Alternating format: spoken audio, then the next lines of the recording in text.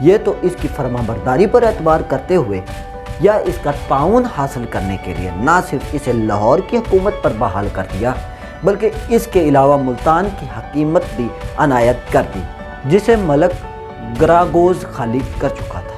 اسی سال کے دوران بٹھنڈا کے حاکم ترک سردار ملک التونیا نے بغاوت کا اعلان کر دیا۔ ملکہ نے اس کے خلاف جنگ کی لیکن اس کی فوج کے ترک سرداروں نے اس کے خلاف ہی غداری کر دی اور اسے ایک بھیانک شکست اٹھانی پڑی۔ اس جنگ میں اس کا منظور نظر السلام علیکم ناظرین، کیا حال چال ہے؟ امید کرتا ہوں آپ سب خیریت سے ہوں گے۔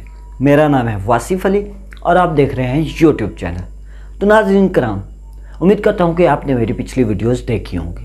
جس بھائی نے میری پچھلی ویڈیو نہیں دیکھی پلیز وہ میری پچھلی ویڈیوز کو بھی واچ کریں تاکہ آپ کو پتہ چلے کہ ہم کیا بات کر رہے ہیں۔ ناظرین کرام، آپ سے ریکویسٹ ہے کہ آپ میرے چینل کو بھی سبسکرائب کریں تاکہ میری نیو آنے والی ویڈیوز آپ تک پہنچ سکے۔ تو چلیے اس ویڈیو کا باقاعدہ سٹارٹ کرتے ہیں۔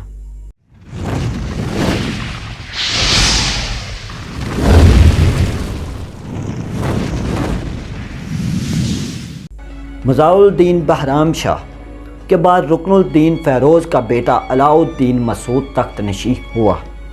اس کے دور حکومت میں پنجاب پر قندھار اور تالخان کے مغلوں نے منگو خان کی سرگردگی میں حملہ کر دیا۔ مغلوں نے سندھ تک پیش قدمی کی اور اوچ کا محاصرہ کر لیا۔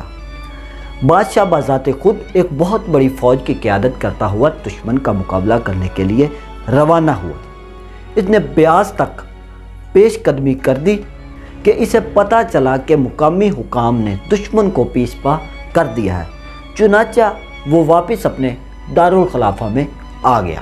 دہلی میں واپس آنے کے بعد بادشاہ اپنی عیش و عشرت میں مشغول ہو گیا اور اس نے سلطنت کے معاملات کو رفع دفع ادھر ادھر کرنا شروع کر دیا تھا۔ اس کے درباری جب اس کی زیادتیوں اور مظالم سے مجبور آ گئے تو انہوں نے اسے معزول کرنے کا ارادہ کر لیا۔ انہوں نے بڑائچ سے ان کے چچا نصر الدین کو دعوت دی کہ وہ آ کر تخت و تاج کو سنبھال لے۔ جب نصر الدین وہاں پہنچا تو اس نے آ کر دیکھا کہ ایک کمزور بادشاہ کو معزول کر کے اسے قید میں ڈال دیا گیا ہے، جہاں وہ 4 سال 1 ماہ حکومت کرنے کے بعد انتقال کر گیا۔ نصر الدین محمود، جس کی بحیثیت بادشاہ 10 جون 1246 کو دہلی میں تاج پوشی کی گئی، وہ شمس الدین التماش کا سب سے چھوٹا بیٹا تھا۔ اسے بادشاہ نے بنگال کا حاکم مقرر کیا تھا۔ اپنے والد کی وفات پر ظالم ملکہ شاہ ترکمان نے اسے قید میں ڈال دیا اور وہ بادشاہ مسعود کے تخت نشین ہونے تک قید میں ہی رہا۔ سلطان مسعود نے اسے بڑینچ کی حکومت عنایت کر دی تھی۔ نصر الدین نے تخت نشین ہونے کے بعد ملک غیاث الدین، جو اصل میں شمس الدین التماش کا غلام تھا، اسے الخان کے خطاب کے ہمراہ وزیر کا منصب عطا کیا۔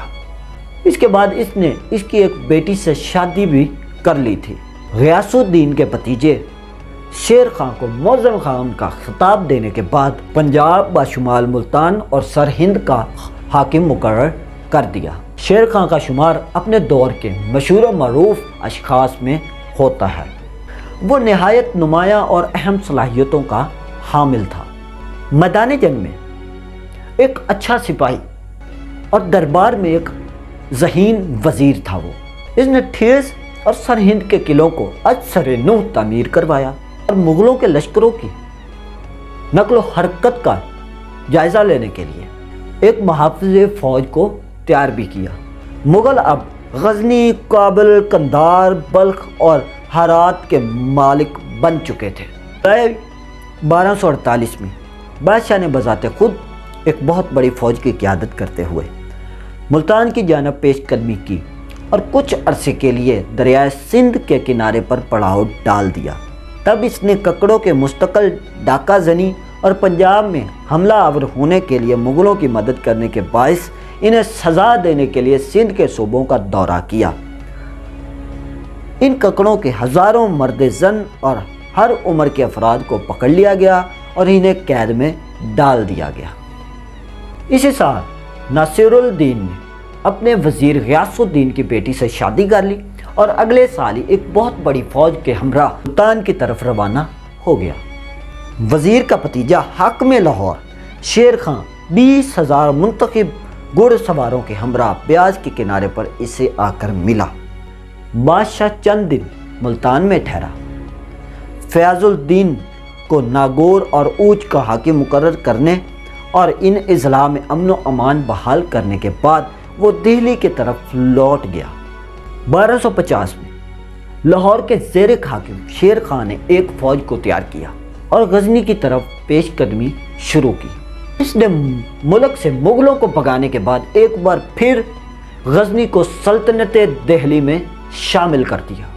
نصر الدین کے نام کے سکے مغروب کروائے گئے اور اسے ملک کے تمام علاقوں میں بادشاہ مقرر کر لیا گیا، اسے تسلیم کر دیا گیا۔ بادشاہ دوبارہ ملتان کی طرف روانہ ہوا، جہاں سندھ سے باغیوں کی ایک بہت بڑی فوج کے حملوں کے باعث متعدد قلعے ہاتھ سے نکل گئے تھے۔ بغاوت کو فروغ کر دیا گیا۔ ملتان کی حکومت ارسلان خان کو عنایت کر دی گئی۔ 1257 کے اختتام پر مغلوں کی ایک فوج نے دریائے سندھ کو پار کر کے پنجاب میں غارت گیری شروع کر دی، لیکن بادشاہ نے ان کے خلاف پیش قدمی کی، جنگ کی، جس کے باعث مغل واپس بھاگ گئے۔ مارچ 1257 میں مشہور زمانہ تتاری خاندان چنگیز خان کے پوتے ہلاکو خان کے ایک علیچی نے پنجاب کا دورہ کیا۔ جب وہ دہلی پہنچا تو اس کا عظیم الشان استقبال کیا گیا۔ اس کے بعد 1266 میں بادشاہ بیمار پڑ گیا۔ ایک طویل عرصہ بیمار رہنے کے بعد بادشاہ 1266 میں انتقال کر گیا۔ نصر الدین محمود کا شمار ہندوستان کے نہایت قابل، ہر دل عزیز اور فیاض بادشاہ میں ہوتا تھا۔ اس کی عادت نہایت سادہ تھی اور وہ ہر قسم کے خود نمائی سے اعتراض برتتا تھا۔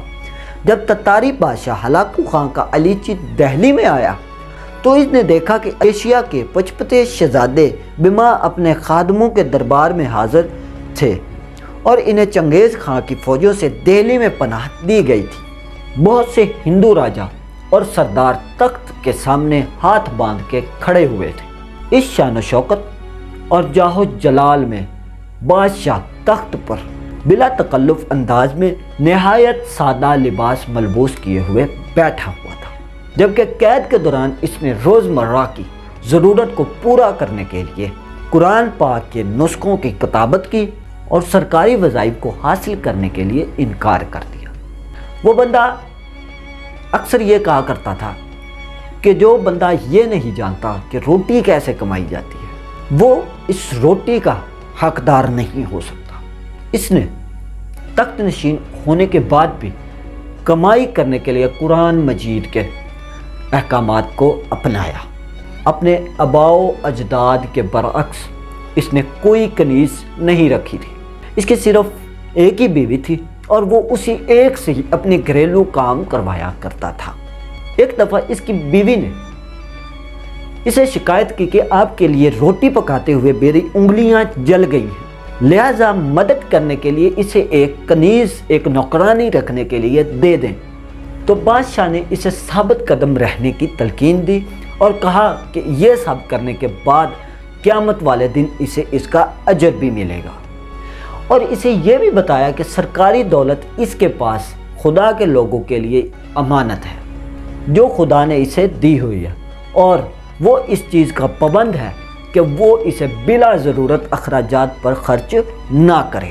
ایک روز ایک درباری امیر بادشاہ کی موجودگی میں اس کے ہاتھ سے لکھے گئے قرآن پاک کے ایک نسخے کو جائزہ لے رہا تھا۔ اس نے ایک حرف کے بارے میں نشاندہی کی کہ یہ 2 مرتبہ لکھا گیا ہے۔ بادشاہ نے اس کو دیکھا اور مسکرا کر اسے حرف کے گرد دائرہ لگا دیا۔ تاہم جب نقادر دربار سے رخصت ہو گیا تو بادشاہ نے دائرے کو مٹانا شروع کر دیا۔ پاس کھڑے ہوئے ایک شخص نے بادشاہ سے ایسا کرنے کی وجہ دریافت کی۔ اس پر بادشاہ نے جواب دیا کہ مجھے پتہ تھا کہ لفظ اصل میں اپنی جگہ درست ہے، لیکن میں نے سوچا کہ ایک غریب آدمی کے دل کو ٹھیس پہنچ کر اسے شرمندہ کرنے کے بجائے اسے کاغذ سے مٹانا زیادہ بہتر ہے۔ اس کی نجی زندگی میں متعدد نیکیوں میں سے یہ صرف ایک چھوٹی سی مثال ہے۔ حالانکہ بحیثیت بادشاہ اس نے مضبوطی اور طاقت سے ملک پر بادشاہ کی تھی۔ اس میں جوش و جذبہ اور ذاتی بہادری کی کوئی کمی نہیں تھی، جو شاید ایک بادشاہ کی حقیقی خصوصیات ہونی چاہیے۔ امید کرتا ہوں ناظرین کہ یہ ویڈیو آپ کے لیے انفارمیٹیو ثابت ہوئی ہوگی، لہذا میری نیو ویڈیوز دیکھنے کے لیے آپ میرے چینل کو سبسکرائب ضرور کریں۔ ملتے ہیں کسی نیو ویڈیو میں، تب تک کے لیے اپنا اور اپنے اس چینل کا خیال رکھیں۔ اللہ حافظ۔